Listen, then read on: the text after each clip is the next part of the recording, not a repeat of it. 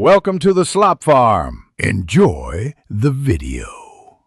You start by powering on the plotter and confirming the datum.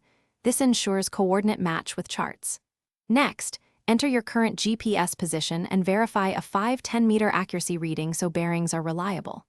Once done, choose the appropriate chart layer and set scale to about 150,000 for clear detail. This balances overview and precision. Make sure satellite lock is steady before plotting a course, because an early error compounds later. You now add waypoints for each critical change.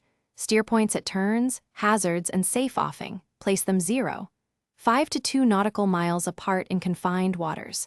Then choose Great Circle for long legs or Room Line for short, constant bearing legs, because that affects steering and distance. After that, enter your intended speed and select course over ground to get realistic ETA projections. Once plotted, visually scan the entire route to confirm no obstacle or shallow area was missed. You engage route follow mode and lock the current leg bearing, maintain speed and monitor instruments continuously. Make sure to cross-check chart hazards against radar and depth sounder because charts can be outdated or scaled differently. If you notice a deviation greater than 0, 1 nautical mile, stop automatic steering, pause, and replot the route with updated position fixes. One key troubleshooting tip: when fixes jump wildly, cycle power, require GPS, and re-verify.